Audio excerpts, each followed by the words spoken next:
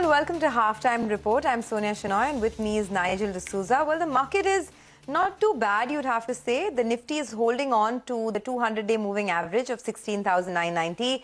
Yes, it is very, very volatile, but just about marking time around the 17,000 mark. The Bank Nifty is the one that's sulking a tad bit, but overall, you'd have to say, in terms of individual constituents, a lot of PSUs are doing well today. BPCL, ONGC, a lot of the FMCG names are coming back in a big way. It's the start of the festive season, so perhaps consumption is the order of the day. So HUL, Tata Consumer, Britannia, etc., all well in the green. Hi, Nigel. Well, hi, Sonia. But the Nifty is seeing selling pressure at higher levels, and those bounces are likely to be met with some kind of supply. And I'm just looking at today's levels and looking at the high and the low of the day, you're getting the markers out there. So the high of the day is at around that 17,177.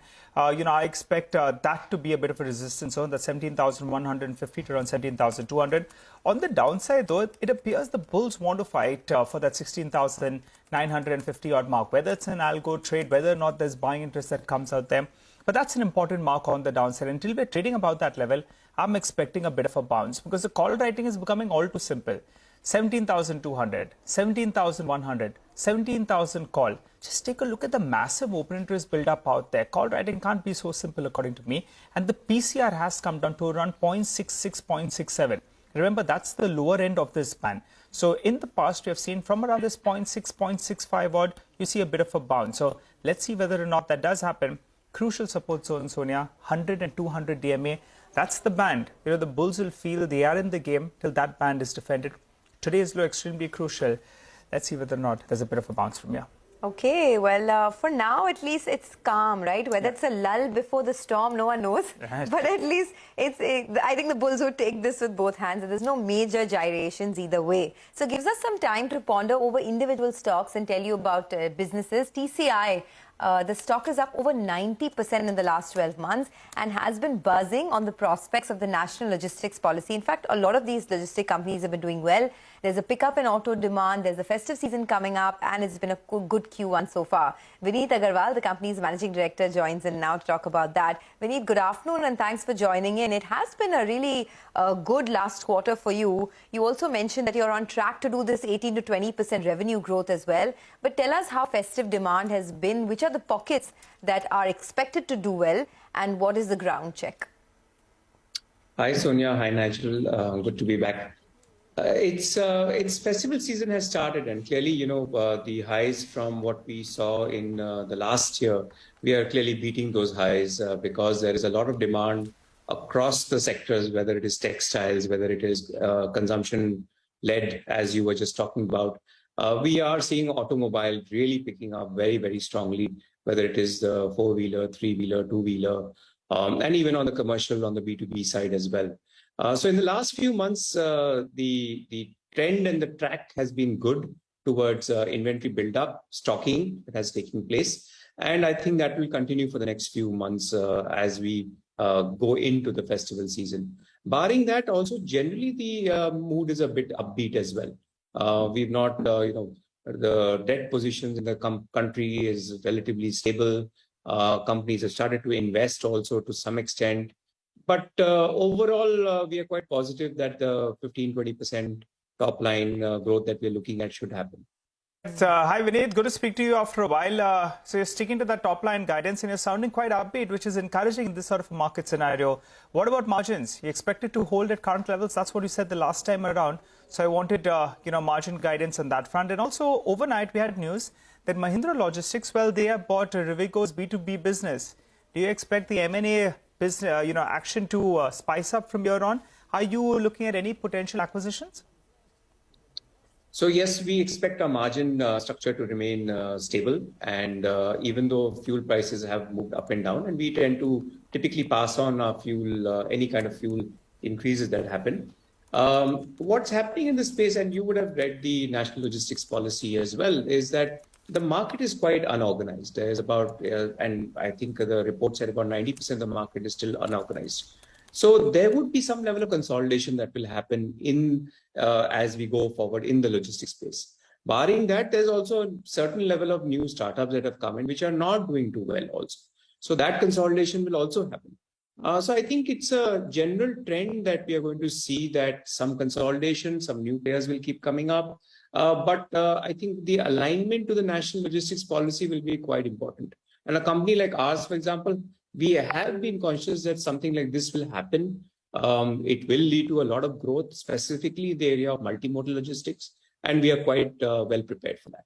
Okay. I just wanted a little more details, Vineet, on what's happening in the auto sector, because you provide end-to-end logistics services over there for the entire industry. Have you added any new clients on board? There's a big spurt in demand that we're seeing, especially now that we're heading into the festive season. And what's the total contribution to your business? What could the growth opportunity be? So auto logistics is a big area for us. And as you rightly pointed out, we do not just the inbound logistics, but even the outbound logistics, including spares management for a large number of auto players, from the two-wheeler, three-wheeler, four-wheeler to tractors to earth-moving equipment companies to commercial vehicles. And the trends are quite good. We've acquired a lot of new businesses and also some expansion, because some companies have gone on for that expansion as well. What we've done in the last possibly 2 years is to add the rail multimodal element onto the automotive segment that we cater to. We have our own 3 trains under the AFTO policy, and we are able to move on an average, not just using our own trains, but also taking on lease from the railways more than 100 trains a month. That is carrying finished automobile carriers. So what is happening is the shift has happened from road to rail when we see the actual movement of the finished goods. It's a significant trend because this also leads to lower greenhouse gas consumption and so on and so forth. So this is one thing, and we have created yards, almost 30, 40 yards across the country, where we operate on a hub and spoke system for the automotive sector. Okay, all right. Vineet, what about the freight rates? How are they panning out? Do you get the benefit of spot rates, or is it prefixed? If yes, what are the contract durations? Even though our economy has evolved a lot, but the freight rates are still a subject of demand and supply rather than costs. For example, if agricultural output in a certain region increases substantially, we definitely see freight rates moving up. But nevertheless, when there is a general increase because of some level of fuel price increase, we are able to pass it on to our consumers right away, because our contracts are built like that. However, notwithstanding, I think overall cost pressures remain high, but I think they can be mitigated with the growth that's coming. You've also added 10 new branches during the quarter in the west and northern region. You're planning to add around 50 branches in the full fiscal year. Can you tell us what is the incremental revenues that you'd be getting from all of these expansion plans?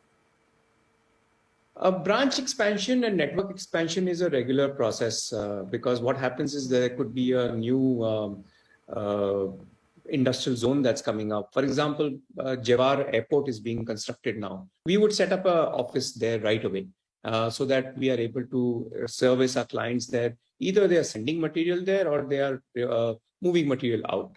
So like this, it's a constant process of network expansion. And I would not be able to say specifically in terms of the additional output, but definitely it's an ongoing business expansion plan for us. Mm. All right, Vineet, what about that, JV you have with Concord? What's that for? Could you give us some more clarity on that front?